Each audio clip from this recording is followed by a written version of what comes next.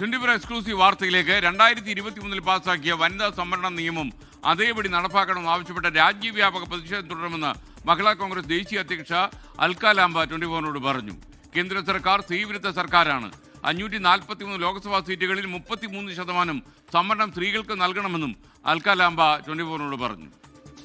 This ruling government is an anti-women government. This government has to go. We all passed the bill, Mahila Reservation Bill, in 2023. Now it's became already a law. It is very much there in the Constitution. Now we are demanding it, implement it now, immediately. We have 543 seats in the parliament. We are demanding in that 543 seat, give 33% to the women.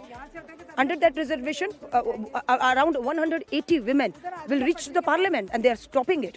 They are not giving the right to the OBC women. Why?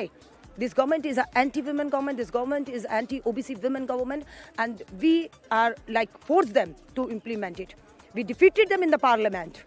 Now we will defeat them on the roads. Achuthan ഡൽഹിയിൽ നിന്ന് ചേരുന്നു. അച്യുതൻ, വിശദാംശങ്ങൾ.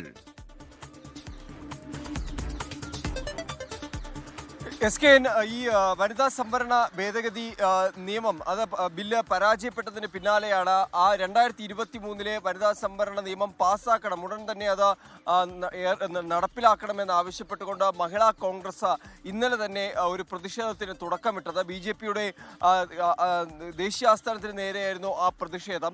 അതിൽ മഹിളാ കോൺഗ്രസ് ആരോപിച്ചത് ഇവർ സ്ത്രീവിരുദ്ധ സർക്കാരാണ്. കാരണം ഈ 2023 കൊണ്ടുവന്നൊരു നിയമം ഇതുവരെ നടപ്പാക്കാൻ കഴിഞ്ഞിട്ടില്ല.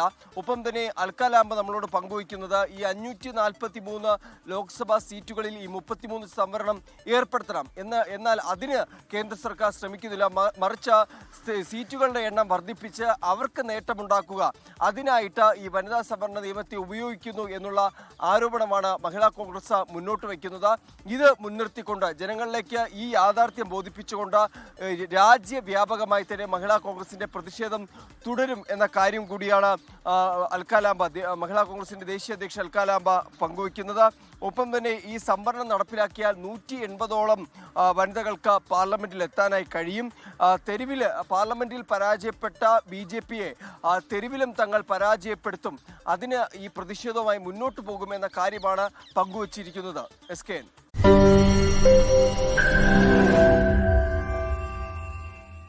ലോകത്തെവിടെയായാലും ഏത് സമയത്തും 24 വാർത്തകളും ഓഗ്മെന്റഡ് റിയാലിറ്റി പാക്കേജുകളും എക്സ്പ്ലെയിനറുകളും വിശദമായി കാണാൻ ഞങ്ങളുടെ YouTube ചാനൽ നിങ്ങൾക്ക് സബ്സ്ക്രൈബ് ചെയ്യാം.